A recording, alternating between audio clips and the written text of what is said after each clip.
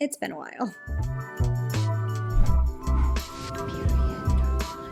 Things have been really busy because, as some of you know who watch my videos on Shorts, I have opened a retail store. I have moved warehouses, and I am navigating life as a small business owner with employees and with tariffs in a very uncertain time. So I just wanted to check in, and that's what this video is about. It's kind of a housekeeping video. How's life? How are things?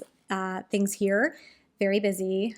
Very crazy. I am speaking to you from the inside of Period Nirvana, which is my brick and mortar store I opened in April. So it's been over 6 months since we opened, only the second period store in the United States, one of just 10 global period stores, depending on how you look at it and depending on how you define a period store.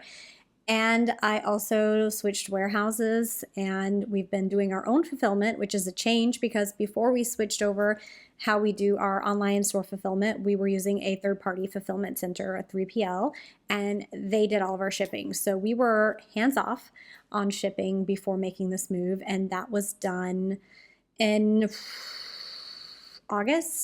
September, October.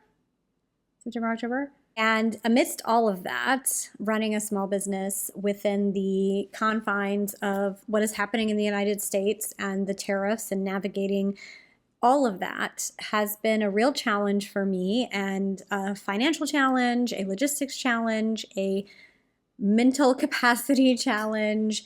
So there hasn't been a lot of time for making content like this. And on top of that, sometimes I feel like I've done a video on just about everything when it comes to how to use a cup, how to use a disc, how to insert a cup, how to insert a disc, how to remove a cup, how to remove a disc. Just to give you an update on the business side of things, Period Nirvana opened 6 months ago. It's been great from like just an experience. I've really loved having the space and interacting with all of the customers that come in. I'm not here every single day, and I do most of my work still from home and from a laptop. And then I do part of that work here in the store, and I'm present, I'm covering shifts, or I'm just here depending on what day of the week it is.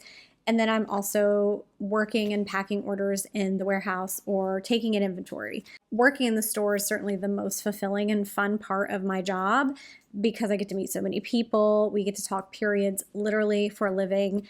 I get to help people find the product that works for them, and it's very therapeutic. It is like almost like an office doctor visit / therapy. So when people come into Period Nirvana, they have this full range experience where they get to shop for period products in person in a way that really you can't do anywhere else, with the exception of the other period store that's located in Virginia or the ones overseas. But you know, this experience is completely unlike anything other people have had the opportunity to do.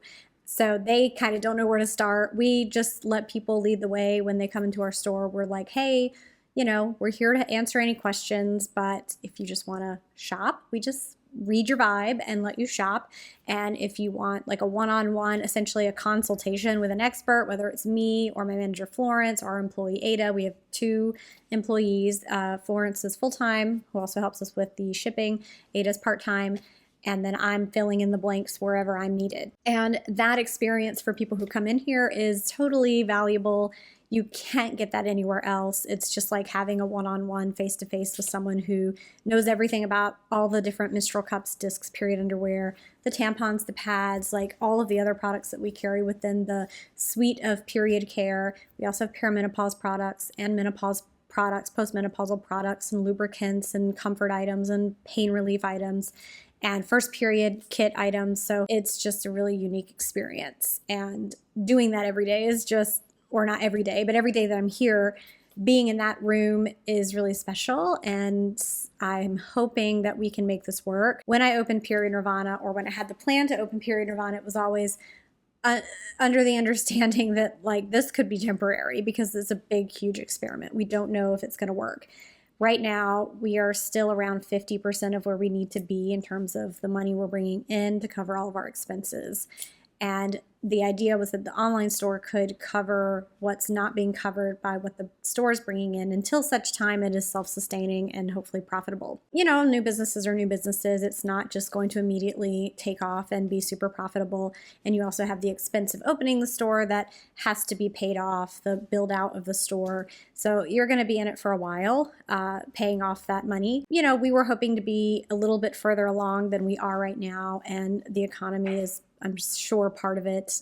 Post-Helene, obviously, you know, Asheville went through Helene last year. It's been a year, and, you know, everything's open, but there's still a lack of visitors, and people moved away because they lost their homes. So it's just this, all of these challenges that we did not see coming when we started the plan for the store have hit us. Change of administration, the tariffs, the post-Helene life in Asheville, you know, a recession, that people are not spending money, and that's just across all retail. But that said, we're also down on sales in the online store. So I'm frantic trying to, you know, market our business and trying to get people to see that we're here and to shop us online, to come visit us in the store, doing what you have to do. And we want to make sure that we retain our employees and just kind of do the things we need to do to survive. Speaking of online has changed a little bit in the last few months. We've integrated the store products that we have like here physically in Asheville, and we're letting those be sold online, which we were not doing before. And that's a big change for Period Nirvana because we've always been a reusable space. But the store itself it has disposables, you know, more organic, more sustainable style of disposables, but we sell disposables. And, you know, our hope and goal was always to be an inclusive space. And inclusivity isn't just about body size or about, you know, inclusive. And we're all of those things, but we also want to be inclusive of people who don't use reusable products or can't use reusable products and or aren't ready to use reusable products. And, you know, we don't want to be like a mean girl where like, oh, you don't use menstrual cups, like that's not cool. Like that's not who we are. I'm a huge advocate for reusable products, as you know, if you're watching this. It's not for everyone, or it might not be for everyone yet. And that's why we're here. You know, if they come in and buy a tampon or a box of pads and we have that discussion with them while they're here about using a cup or a disc or period underwear, cloth pads, or whatever that is, it might not be something they're prepared for today. But they might come back in 2 months or 3 months and say, okay, I've been thinking about it. I'm ready to make the switch. And that's really just very common in this world. Not everyone says, I'm ready to make the switch. But we're now carrying those online, partly because it just is the way the systems are going to be integrated with our inventory, and partly because, you know, things are really tough right now as a small business, and not selling disposable one-time use products is tough. Like, we don't have repeat customers when you sell a product that lasts for 5 or 10 years. And, you know, I've always known that and always dealt with that and hoped that the conversion of new users would fill in the blanks. And probably that could still be done. And we don't sell a lot of disposables online, but people do, as they're shopping, discover, oh, we have August tampons. Let me add some because my daughter uses them. Or let me try just the liners in between when I don't want to wear my cup. And that's, you know, a realistic look at what life is like for people. And now we carry them online. And again, like I said, it's not a huge part of our sales. It's not what people come to Period Nirvana for, but it has just been a change to our online store. And if you've been online and you've noticed that and you're like, that's weird, Period Nirvana is a reusable period store, there are a lot of reasons behind the decision. Part of it's just expanding our SKUs and trying to make up for the sales we're losing because the economy is slowing down, and that's just how things go. We have to pay the bills. We have to pay the light bill and the rent and the fees for our, you know, email systems that we use for marketing, and all of that stuff is, you know, you don't think it's a lot that goes into running just even an online store, but the overhead is higher than you would think. And a lot of pieces go into the fees that run the back end of our store.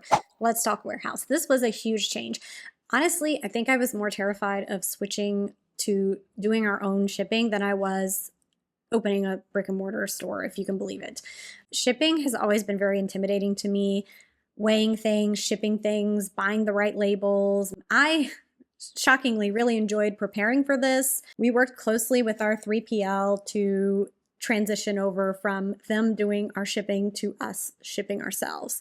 And what was really, really cool is we found something called a co-warehouse, which I didn't know existed. When I looked into switching to doing our own fulfillment and our own shipping, the main reason, honestly, the main goal of doing that and taking it over ourselves was to retain our full-time manager employee, Florence, because I knew going into the winter, we were going to like probably have to reduce our hours, but I don't want to lose Florence. She's been amazing.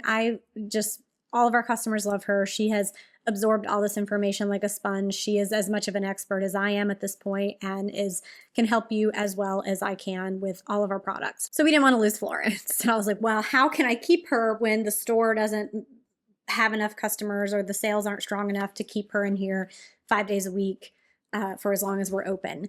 And the idea was just to have her take over our shipping. And because we're not like a massive volume store, I mean, we do well online, but we're not shipping all day. When I talked to our 3PL and said, like, how long are we shipping? Like, what is our time frame? How many hours is that? When I worked it out to say, like, how long we're shipping each day, 5 days a week, and how many packages that is, along with the hours that we have in the store and when we need Florence here, and plus our other employee, plus my time, it worked out that we could move her to a full-time position and keep her employed over the winter. And she will be doing our shipping for the most part. And we have the option of this co-warehouse that we're in. They will also do shipping for us. They're like part third-party fulfillment. So if we go viral and we have crazy amount of orders, or if Florence is out of town taking a vacation, I can't cover her there plus the store, whatever it is. Like if we have some issues with, employees not having enough people where we need them because we're a small staff, I'm sure that will happen at some point. We have the option of this place shipping for us. And so I really enjoyed getting all the research together, figuring out how to make it work, even though I was terrified of the day-to-day logistics. I was really into like prepping for it and getting organized. And the day of the move went really, really smoothly, I think. Yeah. Must be the same. It's the same box. These are all holodexes. Yeah, these are like the old packaging. That's why I was saying these are. Oh, there's a random. There's some old stuff that snuck through. And we had like 3 days where we weren't shipping between moving out of one warehouse and into another. And we posted that on our website and we said, hey, we're not going to be shipping these days. There's a delay. And so it all went really well. It's actually more fun than I expected to retain ownership of all of our inventory. Just seeing it all in one spot is really nice. And it also can help me, because I'm doing all the ordering and the buying, see when we're out of something, when sometimes that does slip through the cracks. And when you visually see it, or when Florence sees it and be like, hey, we're just about out of this, it's way easier to, make sure you get your orders in. And I just also like packing the orders and seeing what people buy, because yes, I can always look at our orders, and I do look over our orders and I'm like, oh, that's really nice. They got this, this, and this. What a great purchase. It's really fun to pack them up and to physically like put them in a box. And, sometimes I'll write a little note if I have time, if I'm the one packing, or if it's someone I recognize. Like sometimes I do see your orders, like I'll recognize someone who is a follower or who, comments a lot on our Instagram, or someone that I've, worked with in some capacity in this world. And I'm like, make sure we write a little note, for this person. So that's like a really personal touch we're able to add. And we're not a store that's at the volume where we can't do something like that. We've covered the warehouse. We've covered the store a little bit. We had a grand opening, which was very exciting, and I really haven't made any videos other than like the shorts about the grand opening, but it was great. It was really sweet. We had Christine, who owns and designed Kind Cup. She flew in. A lot of my friends flew in who wanted to be here to support that could. Christine was a huge supporter and was part of that in person, and that was amazing. Museum. So the museum part of the store is going well. People really do love looking through the cases. I love being here and walking through people. It's basically like a small little curator tour when I'm in the store working and people want to ask questions. I'm like, let me tell you. Let me tell you all about it. That's my favorite thing, probably. It's just like, hey, let me show you all my cool stuff and let's talk about it. And I've spent a considerable amount like personally investing in these items that are now being, properly preserved and, kept for future generations to learn from. What's really special is when someone, over 70 comes in and they'll look through our case. They're like, oh my God, I hated these, talking about sanitary belts, talking about the long tab napkins.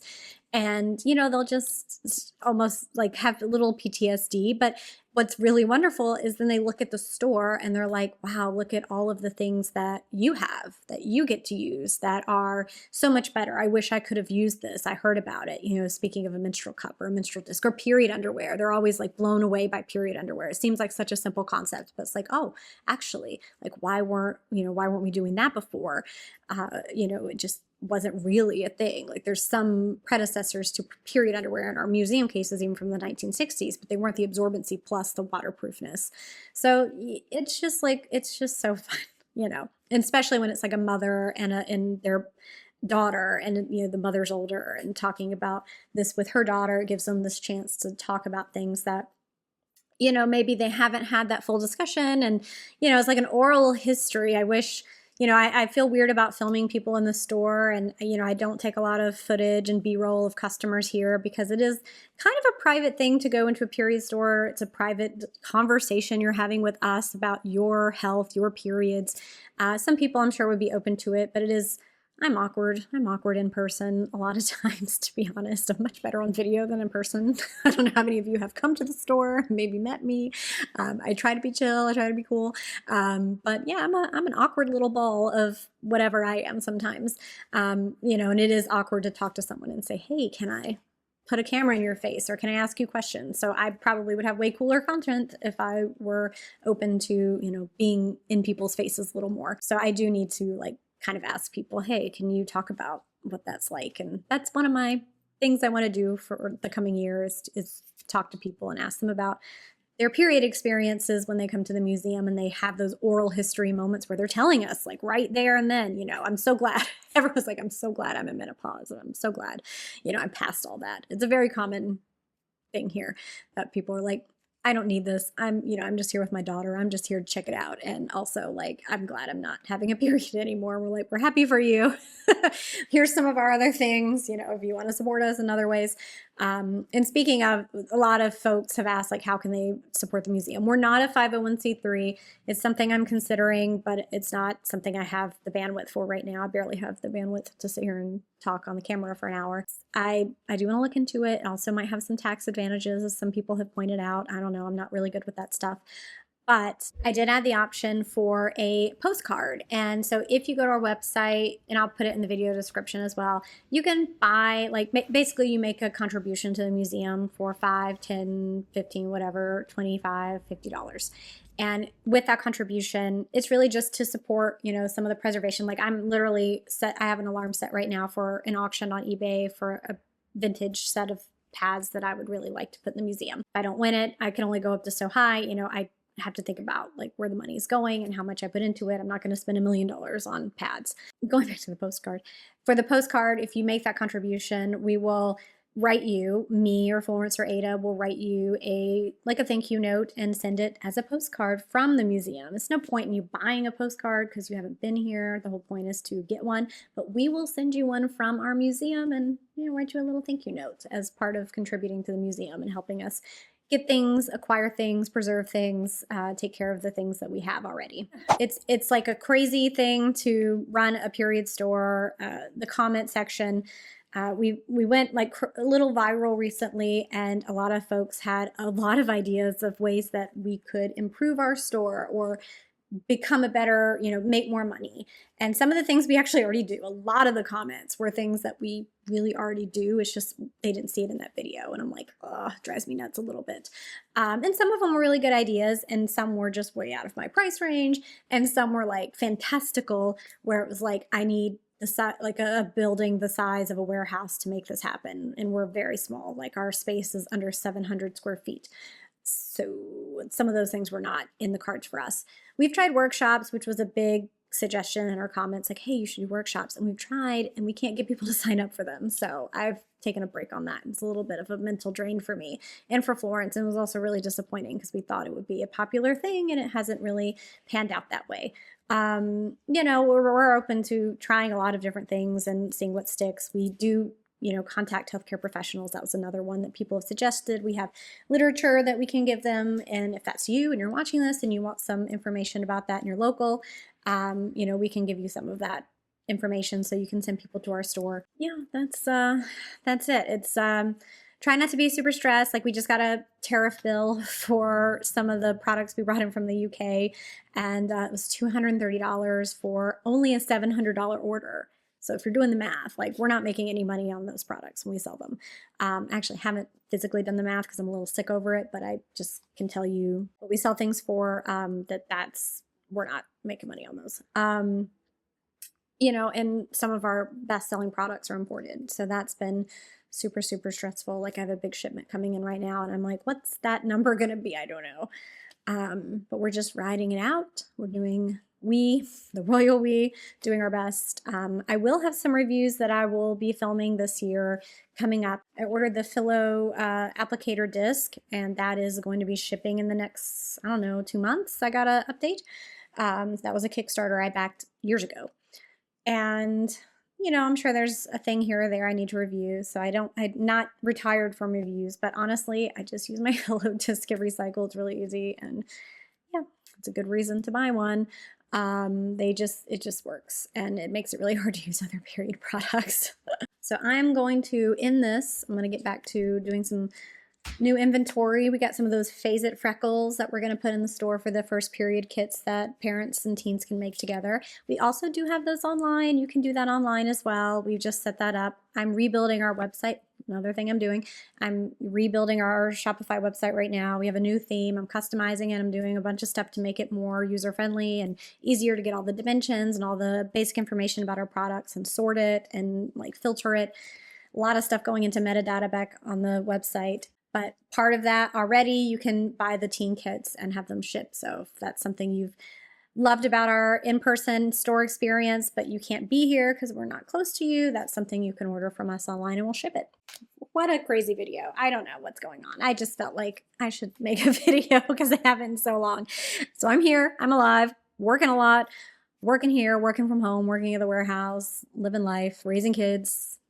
I have a almost 17-year-old and a 15-year-old now. So life is just generally crazy with teens.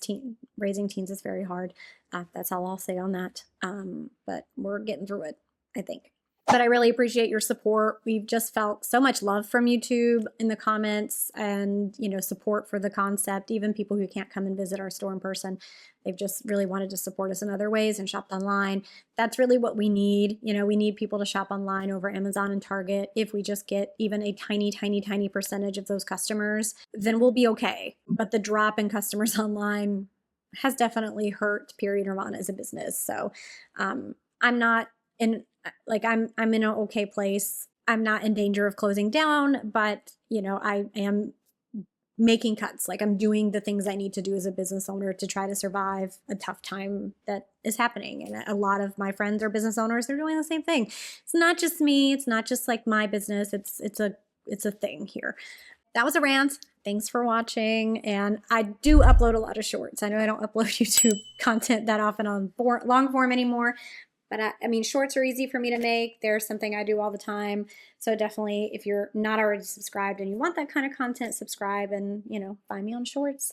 And I will see you in however long it is until the next long video. Thanks for watching.